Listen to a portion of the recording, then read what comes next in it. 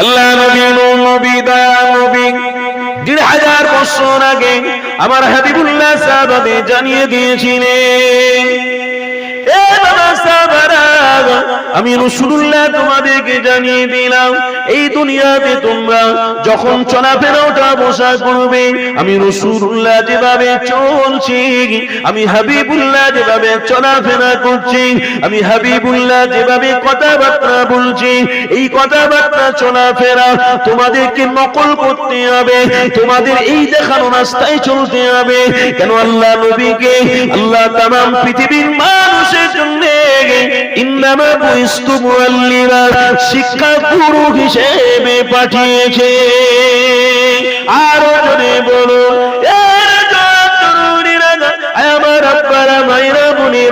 এই তো আপনাদেরকে জানিয়ে দিই, খবরদার আমার হাবিব ভুললে হবে না। আমার হাবিবের দেখানো মডেলটাই সত্য মডেল। আমার হাবিব যেভাবে চলেছে, আমার হাবিব যেভাবে খেয়েছে, আমার হাবিব যেভাবে সমাজে চলেছে, ওইভাবে আপনাকে আমাকে চলতে হবে, না হয় আপনার আমার ঈমান বরবাদ হয়ে যাবে। কেন এখন করে নতুন নতুন মডেল তৈরি হচ্ছে, এই নতুন নতুন মডেলের দিকে কেউ যাবেন না গো, এই নতুন নতুন মডেলের দিকে কেউ ফিরবেন না গো।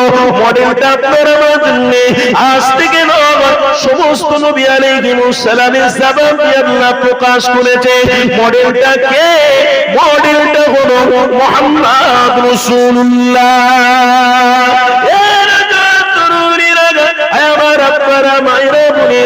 এই তো আপনাদেরকে শুনিয়ে দিই, খবরদার পৃথিবী জমিনে যতদিন বেঁচে থাকবে আমার হাবিবকে অবশ্যই মানতে হবে।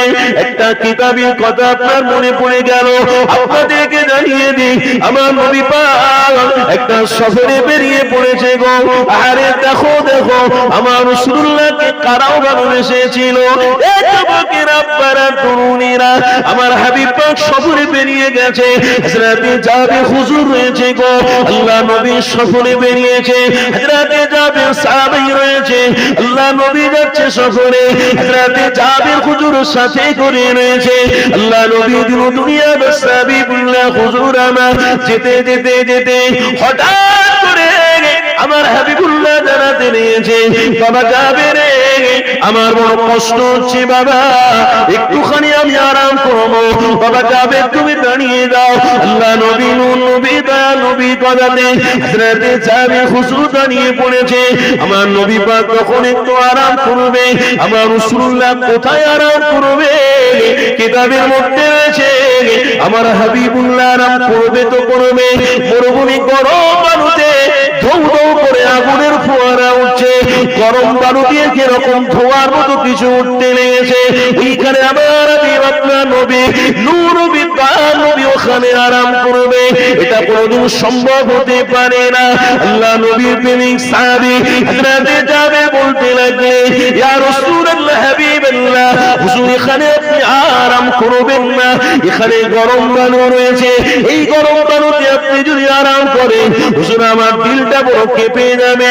কেন আমার হাবিবকে বড়ই ভালোবাসে, আমার রাসূলের কষ্ট, আমার হাবিব পাকের দুঃখ আমি জাবের আমার দ্বারাই মেনে নেওয়া বড় কঠিন হবে। এই যুবকেরা, আপনারা তরুণেরা, হযরতে জাবির হুজুর বলতে লাগলেন, ইয়া রাসূলুল্লাহ হাবিবাল্লাহ, হুজুর আমার নিজে জামাটাকে নিজে এখানে বিছিয়ে দিচ্ছি হুজুর, তারপরে আপনি বসবেন। আরে দুনিয়া বাস হাবিবুল্লাহ, যাকে আপনি আমি ঈমান বলে মানি, যাকে আপনি আমি নবী বলে মানি, ওই দুনো জাহানের সুলতান, দুনো জাহানের বাদশা, যিনাকে আপনার আমার জন্য জান্নাতের রাস্তা বানিয়েছে, ওই রাসূলুল্লাহ বলতে লাগলেন, বাবা যাবে রে, আমি রাসূলুল্লাহ এই দুনিয়া জমিনে কষ্ট করতে এসেছি, আমি হাবিবুল্লাহ দুনিয়া জমিনে কষ্ট করব, ত্যাগ করব। কেন ইয়া রাসূলুল্লাহ হাবিবাল্লাহ, হুজুর এই জন্য ত্যাগ করব। আল্লাহ নবী বলতে লাগলেন, বাবা সাহাবী রে, এই জন্য আমি ত্যাগ করব। কেন আমার উম্মতরা আমাকে যখন ফলো করবে, আমার কষ্টের জীবন, আমার দুঃখের জীবন, আমার খাওয়া দাওয়া ওঠা বসার জীবন তারা ফলো করতে লাগবে, যখন তারা দেখবে আমার হাবিবুল্লাহ কষ্ট করেছে, আমার নবী পাক বড় কষ্ট করেছে। আমি রাসূলুল্লাহকে তারা যখন ফলো করতে লাগবে, আমি রাসূলুল্লাহকে তারা যখন ফলো করে প্রেমিক হয়ে যাবে, আমি নবী পাক জানিয়ে দিলাম ওই সমস্ত আমার উম্মতিরা আমি রাসূলুল্লাহ আমার সাথে জান্নাতে যাবে। আরো জোরে বলো। কিন্তু নবীর প্রেমিক যে সাহাবী, সে রাসূলকে কেন কষ্ট করতে দেবে? তেনার দিলে তো রাসূলের প্রেম রয়েছে, তেনার দিলে তো হাবিবের প্রেম রয়েছে। কি গো, আমার কথা অসুবিধা হচ্ছে না? বুঝতে পারছেন তো বাপ? একটু রাসূলের কথা বলছি বাপ, একটু শোনো। আহা, শোনো বাপ, দিওয়ানা হও, দিওয়ানা হয়। ওই সমস্ত নায়কদের দিওয়ানা হতে যেও না, ওই সমস্ত নারীদের দিওয়ানা হতে যেও না, নায়িকাদের দিওয়ানা হতে যেও না। আরে সব থেকে দিওয়ানা করে আল্লাহ যাকে পাঠিয়েছে তিনি হলেন মুহাম্মাদুর রাসূল। আশিক যদি হয় তেনার, আশিক যদি হতে হয় তেনার হও, দিওয়ানা যদি হতে হয় তেনার হও।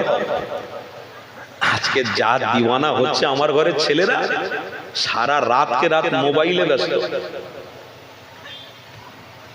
বলে গান না দেখলে, বই না দেখলে, সিনেমা না দেখলে ঘুমই আসে না।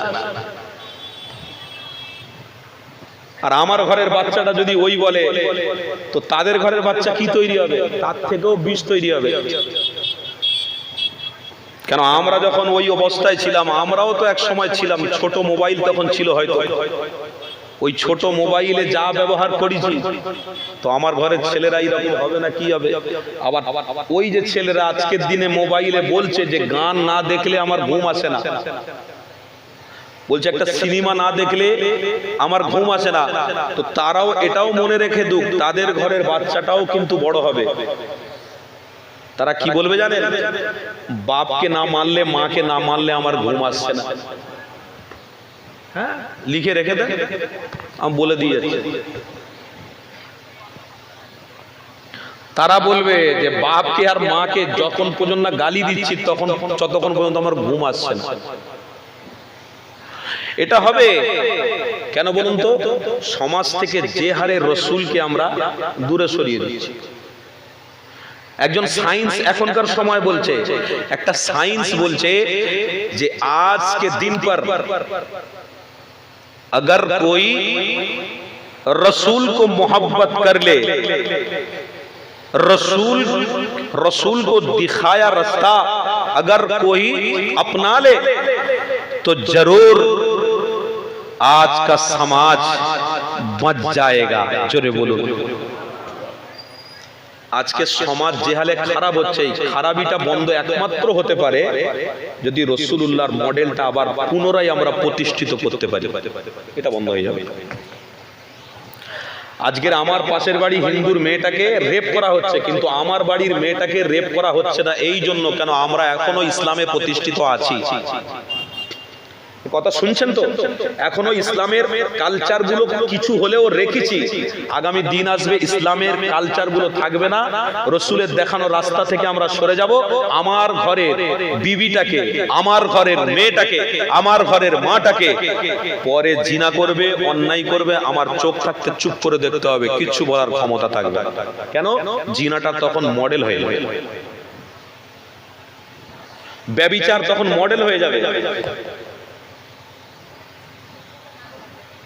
আজকের দিনে আস্তে আস্তে কিন্তু সেই খারাপ দিনটা আসছে, সেই খারাপ সময়টা আসছে। কেন আসছে আপনাদেরকে একটু বলে দিই। কেন? আমার রাসূলকে একেবারে কিয়ামতের কাছাকাছি পাঠানো হয়েছে, একদম কিয়ামতের সন্নিকটে পাঠানো হয়েছে।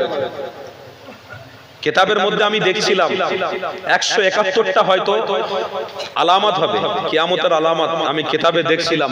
তো আমার রাসূলের বিষয়ে আমার আল্লাহ বলছেন, হাবিব আপনাকে সর্বশেষে পাঠিয়েছি, ঠিকই কথা, কিন্তু আপনাকে ওয়ালু বানিয়েছি, ও আখির পাঠিয়েছি।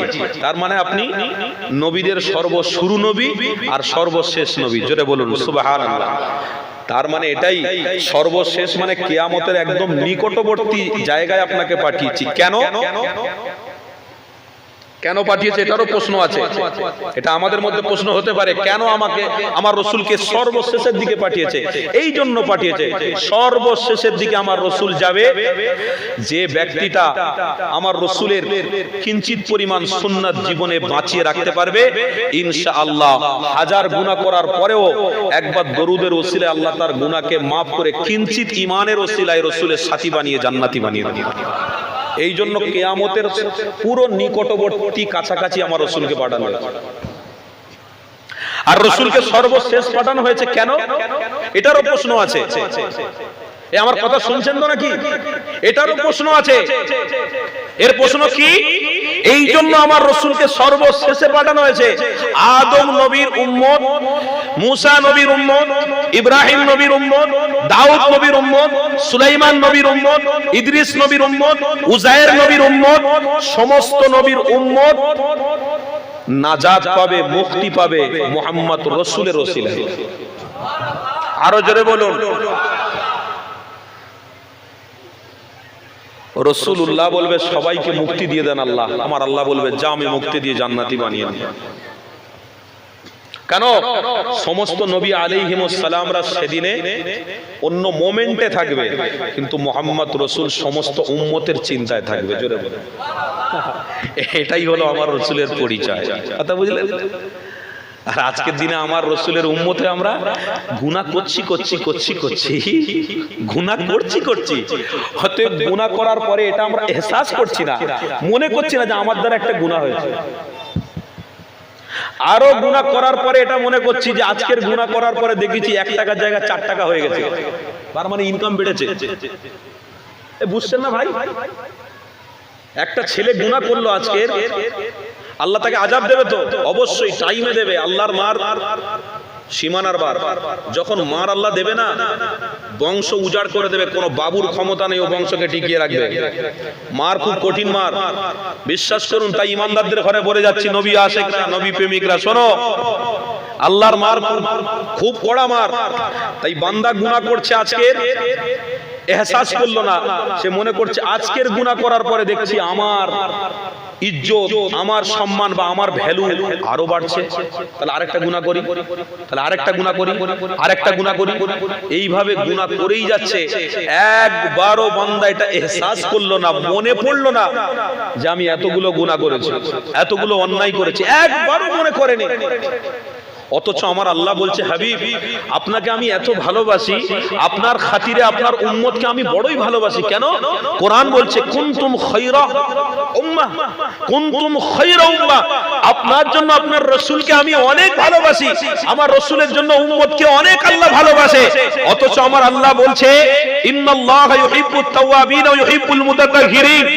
ওরে আমার হাবিবের উম্মত, তুই যদি 100 গুনাহ করিস সারা দিনে, একবার যদি তওবা করিস, শুধু মুখ থেকে এটা বলিস যে লা হাওলা ওয়ালা কুওয়াতা ইল্লা বিল্লাহ, এটা বলার পরে তুই যদি এটা বলিস আল্লাহুম্মা সাল্লি আলা মুহাম্মাদিনিন নাবিয়িল উম্মি ওয়া আলা আলিহি ওয়া সাল্লিম তাসলিমা। আমার আল্লাহ বলছে, হাবিব আপনার নূরের নামের বরকতে আপনার উম্মতের 80 বছরের গুনাহকে আমি আল্লাহ এমনিতেই maaf করব। আমি কিতাব বলছি ভাই, গল্প করতে আসেনি। আর রসুলের নামের বরকত দেখো। আমার আল্লাহ বলছে বান্দা গুনাহ করছে, ঠিক আছে করো, আমি আল্লাহ তাদের হায়াতকে আরো বাড়াবো, আরো বড়বো। 20 বছরের জায়গায় 40 বছর করে দেবো। এই গুনাহকারী মনে মনে করছে আমার তো হায়াত বাড়ছে, আরো বেঁচে আছে, আরো গুনাহ করছে, আরো বেঁচে আছে, এবার লাঠি ধরে আরো গুনাহ করছে। আমার আল্লাহ বেঁচিয়ে রেখেছে এই জন্য বাপ, কেন জানেন? যদি আমার রসুলের খাতিরে একবার যদি আমার রসুলের প্রেমিক তওবা করে ফেলে, তো আমি আল্লাহ মৃত্যু দিয়ে দেবো, জান্নাতি হয়ে যাবে। মৃত্যু দেবো আর জান্নাতি হবে, একবার তওবা করো। এই জন্য আমার আল্লাহ হায়াত দিচ্ছে। আর হাদিসের কথা বলছে কি, আমার রসুলের নামের বরকতে গুনাহগারেরা জুম্মার দিনে আসরের নামাজ পড়ে কেউ যদি ওই পাটিতে বসে বসে 80 বার এই দরুদটা পড়তে পারেন, কি আল্লাহুম্মা সাল্লি আলা মুহাম্মাদিনিন নাবিয়িল উম্মি ওয়া আলা আলিহি ওয়া সাল্লিম তাসলিমা। আমার আল্লাহ বলছে নূরে নবীর নামের বরকতে আমার নবীর উম্মতের 80 বছরের গুনাহকে আমি আল্লাহ এমনিতেই maaf করব। এই উম্মত এত কিছু পাওয়ার পরেও কিন্তু এরা গুনাহ করতে থাকবে, এত কিছু পাওয়ার পরেও এরা অন্যায় করতেই থাকবে, এরা গুনাহ করতেই থাকবে, এরা গুনাহ থেকে পরহেজ হবে না। কেন? এদের শিরায় শিরায় ইবলিস, এদের শিরাতে শিরাতে ইবলিস ধোঁকা দিতে থাকে। এদের মন মানসিকতাটাকে পরিবর্তন করতে থাকবে। এই যুদ্ধ আমাদের কাদের সাথে? শয়তানের সাথে। কাদের সাথে? কাদের সাথে? শয়তানের সাথে। যুদ্ধ আমাদের শয়তানের সাথে। কোন যুদ্ধ? মারামারি, কাটাকাটি, ফিতনা, গলা কেটে দেওয়া, বন্দুক মেরে গুলি করে দেওয়া, এ যুদ্ধ নয়, এ যুদ্ধ হারাম, চলবে না, এ যুদ্ধ নয়। কোন যুদ্ধ? কোন যুদ্ধ? শয়তানের বিরুদ্ধে যুদ্ধ করতে গেলে ইমানি মাহফিলে এসে দরুদ পড়ো, তুমি মুক্তি পেয়ে যাবে। শয়তানের বিরুদ্ধে যুদ্ধ করতে গেলে আসরে নামাজটা তুমি পড়ে আল্লাহর কাছে দোয়া চাও, ক্ষমা পেয়ে যাবে। শয়তানের বিরুদ্ধে যুদ্ধ করতে গেলে কোন গরিবকে তুমি খাবার খাইয়ে দাও, তুমি মুক্তি পেয়ে যাবে। শয়তানের বিরুদ্ধে যুদ্ধ করতে গেলে তোমার মায়ের জন্য খাবার নিয়ে এসে তোমার মায়ের হাতে তুলে দাও, তুমি মুক্তি পেয়ে যাবে। শয়তানের বিরুদ্ধে যুদ্ধ করতে গেলে তোমার ভাইয়ের হকটাকে তুমি বুঝিয়ে দাও, তুমি কামিয়াবি হয়ে যাবে। শয়তানের বিরুদ্ধে যুদ্ধ করতে গেলে তোমার স্ত্রীকে আঘাত দেওয়া যাবে না, তুমি কামিয়াবি হয়ে যাবে। শয়তানের বিরুদ্ধে যুদ্ধ করতে গেলে তুমিও নামাজ পড়ো, তোমার স্ত্রীকে নামাজি বানাও, তোমার ছেলেকে নামাজি বানাও, তোমার কন্যাকে নামাজি বানাও, তুমি মুক্তি পেয়ে যাবে। যে শয়তানের বিরুদ্ধে এটা করতে পারবে সে রাসূলের সাথে জান্নাতে যাবে। আর এটা করা সহজ নয়, খুব কঠিন ব্যাপার। বলা কিন্তু সহজ, করা সহজ নয়, খুব কঠিন। আসতে দেবে না, অনেক বাধা দেবে, অনেক বাধা দেবে, ভালো কাজ করতে দেবে না, আপনাকে ভালো রাস্তায় থাকতে দেবে না। কিন্তু রাসূলের প্রেমিক, কষ্ট হলেও দিলে মুহাম্মদ রাসূলকে প্রেম করিছি, করতে করতে মরে যাব। বলুন ইনশাআল্লাহ। কি তাই নিয়ত আছে তো সবাই? বলুন না ইনশাআল্লাহ। তাকবীরের ধ্বনিটা আমি বুঝে নেব যে কতটুকু আপনারা রাসূলকে ভালোবাসেন। নারে তাকবীর। না, এ তো হয়নি। পিছনের বাবাজিরা জবানটাকে বন্ধ করে রেখেছেন। এখনো কিছু কিছু মানুষ পিছনের দিকে উঁকি ঝুঁকি মারছেন যে কি হবে, ওখানে কিছু একটা হচ্ছে মনে হয়। গেলে ভালো, না গেলেও ভালো, কোনো অসুবিধে নেই। ফায়দা আপনার হবে, লাভ আপনার হবে।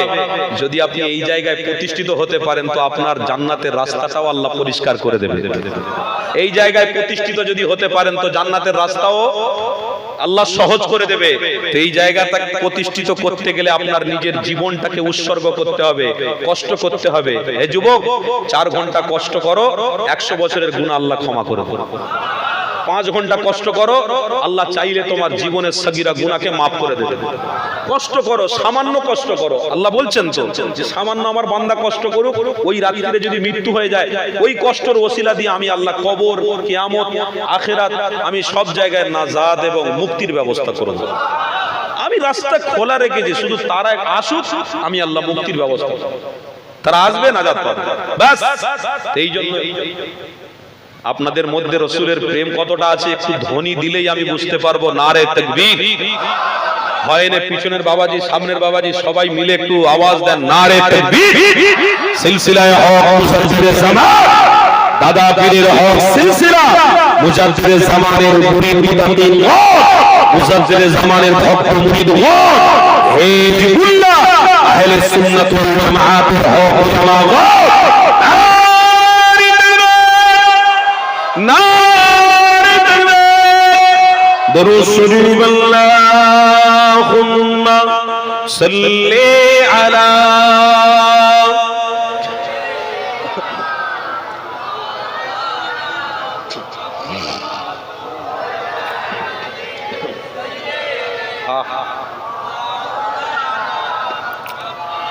फलक पर चाँद जैसा है, नबी का नाम ऐसा है। फलक पर चाँद जैसा है, नबी का नाम ऐसा है। दिलों से गम मिटाता है, मोहम्मद नाम ऐसा है। ये दिल जब गम के मारा हो, मोहम्मद याद आते हैं। दिल जब गम के मारा हो मोहम्मद याद आते हैं, जुदा जब कोई प्यारा हो मोहम्मद याद आते हैं। बोलून ना सुभान। जुदा जब कोई प्यारा हो मोहम्मद याद आते हैं, फलक पर चाँद जैसा है नबी का नाम ऐसा है। अल्लाहुम्मा सल्ली अला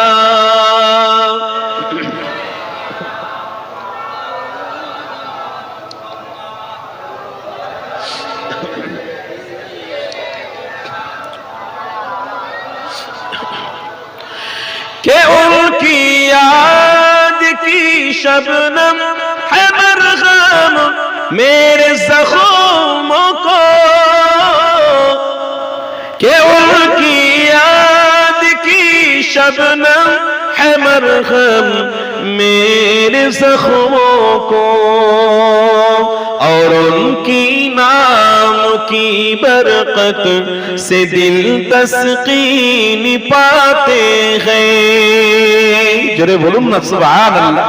फलक पर चाँद जैसा है नबी का नाम ऐसा है, दिलों से गम मिटाता है मोहम्मद नाम ऐसा है। अल्लाहुम्मा सल्ली अला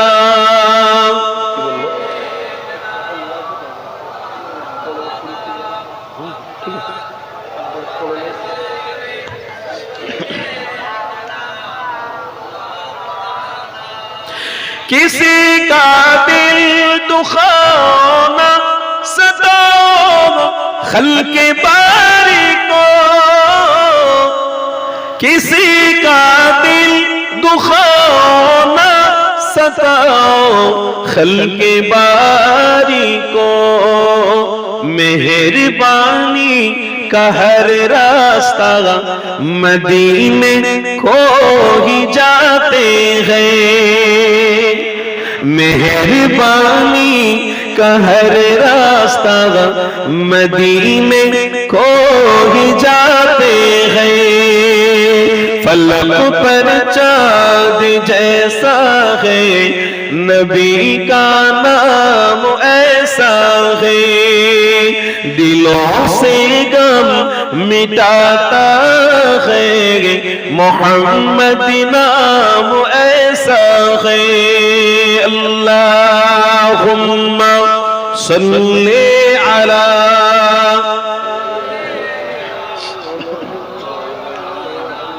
मोहम्मद।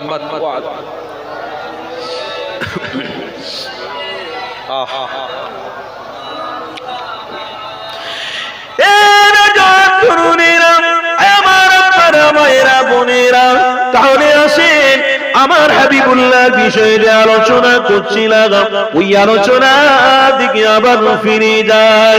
আল্লাহ নবী দুনিয়ার বাদশা হাবিবুল্লাহকে মুহাব্বত করতে হবে, এটা আপনার আমার জন্য ঈমান। আল্লাহ নবী ছাড়া তোমার আমার জীবন পরিবর্তন করা যাবে না। আল্লাহ নবী নূর নবী দেখানো রাস্তাটা তোমার আমার ইবাদত আমল কবুল হবে না। এ যুবকেরা আল্লাহ নবীর নবী দয়া নবী দেখানো রাস্তাটাকে যদি ধরে রাখতে পারো, তোমার দাড়ি তোমার টুপি তোমার জুব্বা তোমার সুন্নত তোমার নফল তোমার ফরজ সবকিছু আল্লাহর দরবারে কবুল হয়ে যাবে। তুমি আমার হাবিবকে যদি না ভালোবাসো, তোমার নিজেকে নিজে মডেল মনে করে যদি শয়তানের দেখানো রাস্তায় তুমি চলতে থাকো, তোমাকে কেউ মুক্তি দিতে পারবে না। কেন পৃথিবীর তামাম নিজাম কে করেছে? আল্লাহ। ওই আল্লাহ নিজে মুহাম্মদ রাসূলকে তোমার আমার জন্য পাঠিয়েছে, তোমার আমার মুক্তির ব্যবস্থা করে দিয়েছে, তোমার আমার জন্য রাস্তা দেখিয়ে দিয়ে গেছে। এর জয় তরুণীরা আমার বোনেরা শোনো, আমার রাসূলুল্লাহ ধরে নাও, মুক্তি পাবে, নাজাত পাবে। আমার হাবিব ভুলে গেলে আল্লাহ নবীও তোমাকে ভুলে যাবে। তাই আপনাদেরকে জানিয়ে দিই, আমার রাসূলের হাদিস যেটা আমি বলছিলাম, বলতে বলতে আবার ছেড়ে দিয়ে আমি চলে গিয়েছিলাম। এরা তরুণীরা, আল্লাহ নবী, নূহ নবী, দয়াল নবী আমার সফরে যেতে যেতে হযরতে জাবির হুজুর বলতে লেগেছিলেন, এই হাদিসটা আপনাদেরকে শোনাচ্ছিলাম। এই হাদিসটা বলতে বলতে আমি আবার অন্য সাইডে চলে গিয়েছিলাম। যুবক, এখানে শিক্ষা লুকিয়ে রয়েছে, এই হাদিসটা আপনাকে পুরোপুরি ভাবে শুনতে হবে। হযরতে জাবির হুজুর বলতে লাগলেন, ইয়া রাসূলুল্লাহ, হুজুর আমার জামা বিছিয়ে দিচ্ছি, এই জামার উপরে আপনি বসুন। কেন, গরম বালিতে যদি আপনি বসে পড়েন অনেক কষ্ট হবে। আপনার প্রেমিক আমি যাবেন, দেখে বড় কষ্ট হবে, দুঃখ লাগবে। কেন, আমার জান কুরবান আপনার কদমে করে দেব। আমার সন্তান, আমার বিবি, আমার মা বাবা সব কিছুকে নিয়ে আপনার কদমে কুরবান করে দিতে রাজি। কিন্তু মুহাম্মদ রাসূলের কষ্ট হবে, আমি যাবেন এটা মেনে নিতে রাজি নয়। আল্লাহ নবীর সাহাবী হযরতে জাবির হুজুর বলতে লাগলেন, ইয়া রাসূলুল্লাহ, হাবিবাল্লাহ, হুজুর আমি বিছিয়ে দিচ্ছি, আপনি ঘুমিয়ে পড়ে। আল্লাহ নবী, নূহ নবী, দয়া নবী আমার ঘুমিয়ে পড়লেন, আরাম করতে লেগেছে। এখানে একটা ঘটনা ঘটে গেছে, কিতাবের মধ্যে রয়েছে। আমার রাসূলুল্লাহ যখন নিন্দার মধ্যে চলে গেলেন, গভীর ঘুমের মধ্যে গেলেন, হঠাৎ করে একটা জিনিস দেখা গেল। অনেকটা দূরে থেকে একটা খেজুরের গাছ ছিল। ওই গাছ আস্তে আস্তে আস্তে করে মাটিটা চিরে চিরে আমার নবী পাকের দরবারে এসে হাজিরা দিয়ে দিয়েছে।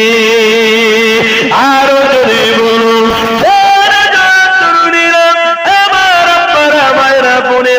দেখো দেখো আমার হাবিবকে কতটা ভালোবাসে। ওই খেজুরের গাছটা আমার হাবিবুল্লাহর সামনে এসে দাঁড়িয়ে পড়ে গেছে। হযরতে জাবির হুজুর আমার দাঁড়িয়ে রয়েছে। ওই দৃশ্যটা তিনি দেখে অবাক হয়ে গেলেন। ওই খেজুরের গাছটা অনেকক্ষণ দাঁড়িয়ে দাঁড়িয়ে দাঁড়িয়ে আবার খেজুরের গাছটা আবার তার জায়গা মতো গিয়ে পৌঁছে গিয়েছে। আল্লাহ নবী, নূহ নবী, দয়াল নবী আমার ঘুম থেকে উঠে পড়েছে। হযরতে জাবির হুজুর আমার নবী পাককে বলতে লাগলেন, ইয়া রাসূলুল্লাহ, হাবিবাল্লাহ, হুজুর আপনার ঘুমের কোনো ব্যাঘাত তো ঘটেনি। আল্লাহ নবী বলতে লাগলেন, বাবা জাবির, আমার ঘুমের কোনো ব্যাঘাত ঘটেনি বাবা। বাবা জাবির চলো ছুটে আবার বেরিয়ে পড়ে আল্লাহ নবী, নূহ নবী, দয়াল নবী আমার আবার জাবিরকে নিয়ে সফর করতে লেগেছে। হঠাৎ করে হযরতে জাবির হুজুর আমার নবী পাককে বলতে লাগলেন, ইয়া রাসূলুল্লাহ, হাবিবাল্লাহ, হুজুর আমি একটা ঘটনা দেখতে পেয়েছি। এই ঘটনা কোনোদিন জীবনে দেখিনি। ওই ঘটনা দেখার পরে আমার মন মানসিকতাটা তখন থেকেই কেমন কেমন করতে লেগেছে। ইয়া রাসূলুল্লাহ, হাবিবাল্লাহ, ওই ঘটনা যদি বেয়াদবি না মনে করেন একটুখানি বলি।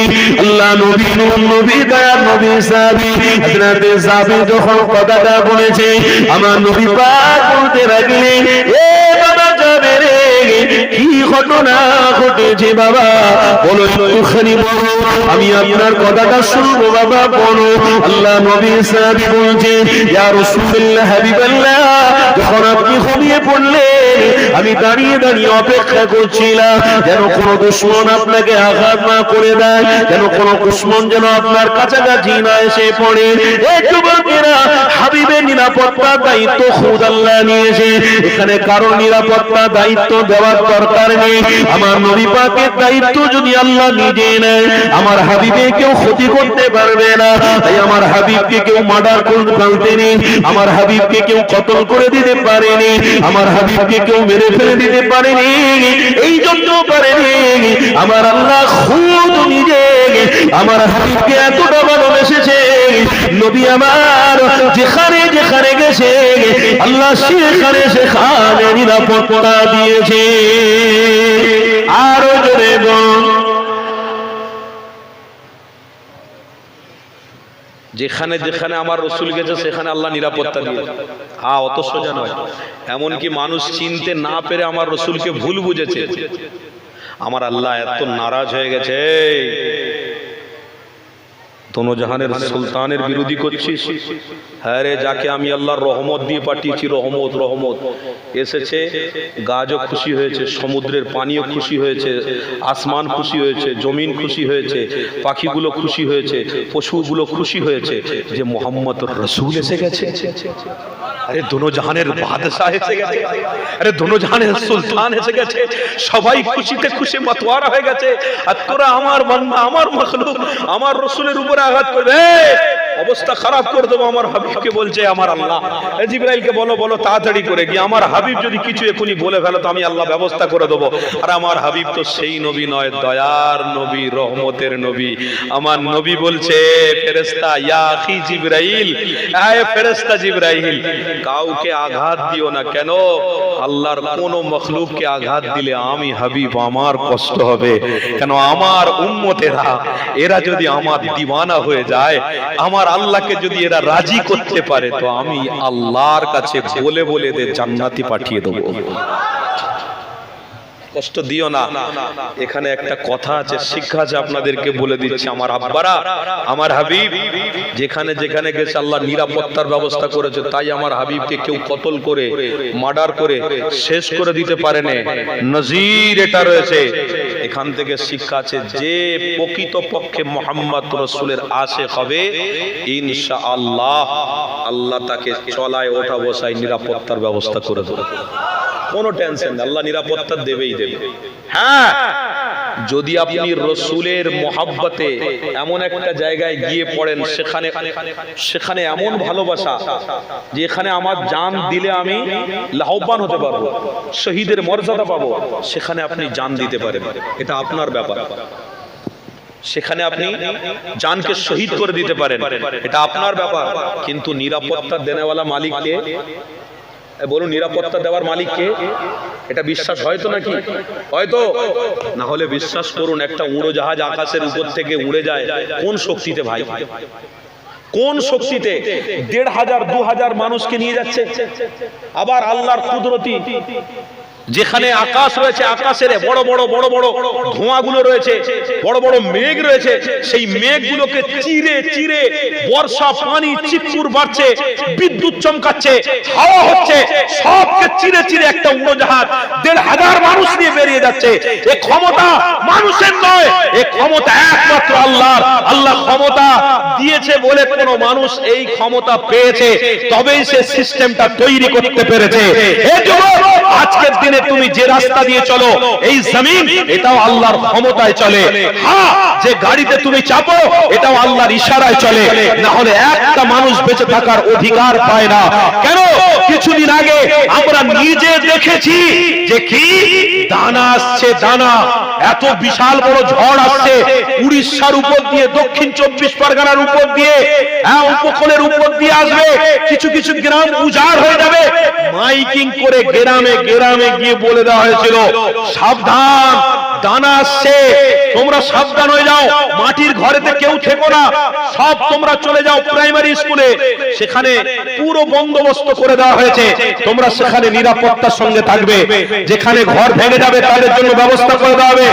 দানা আসছে, আল্লাহকে সাক্ষী রেখে বলছি, দানার একটা ক্ষমতা নেই কোন আল্লাহর মখলুককে গম করে, মেরে, হাওয়া দিয়ে, বাড়ি উড়িয়ে দেওয়ার মতন ক্ষমতা এ দানার নেই। কেন? আল্লাহর ইশারাতেও এটা চলে। জোরে বলবো, কোন বাবুর ক্ষমতা নেই। দানা হতো তো হতো, যে হারে প্রচার প্রসার হয়েছিল, আমার মনে হয় কিছু একটা অঘটন ঘটবে। বিশ্বাস করুন, ওই দিনই, আপনারা তো দাদা পীরের ভক্ত, কি গো তাই তো নাকি? ওই দিনই ফুরফুরা দরবার শরীফে মেজ হুজুর পীর কেবলার স্মৃতি সভা হচ্ছিল। জোরে বলে, খোদার কসম করে বলছি, আমার ইমানি বিশ্বাস, আমার মনে হয় কোন একটা গজব আসছিল, কোন একটা গজব আসছিল, যেখানে বড় বড় কন্ট্রোল রুম করা হয়েছিল। কি বলছেন? বড় বড় ক্যামেরা লাগিয়ে দেওয়া হয়েছে, কন্ট্রোল রুম করা হয়েছে, সবাই সেখানে তাকিয়ে বসে আছে, কি হবে কি হবে। এর আগে আফগান বলে একটা ঝড় আমরা উপলব্ধি করেছি। বয়স্ক মানুষরা বলছে যে আমরা জীবনে বেঁচে থাকতে এই রকম বড় মুসিবত দেখিনি, যা আমফান দেখেছি। তো দানা ওরকম আসছিল। ইমানি বিশ্বাস বলছি, আমার ফুরফুরা দরবার শরীফে জিন্দা আল্লাহর ওলি মুসাফির জামান আমির শরিয়ত কুতুবুল আলা আমার দাদা পীর রহমাতুল্লাহ আলাইহির কলিজার টুকরা যিনাকে মেজর সাহেব জাদা বলা হলো, যিনাকে ইলমের জাহাজ বলেছিলেন মুসাফির জামান, আজ সেই মেজর হুজুর পীর কেবলা মুফতি আজমের স্মৃতি সভা হচ্ছিল, সবাই বসেছিল, ততক্ষণ বসেছে ততক্ষণ আল্লাহর পানি বন্ধ ছিল।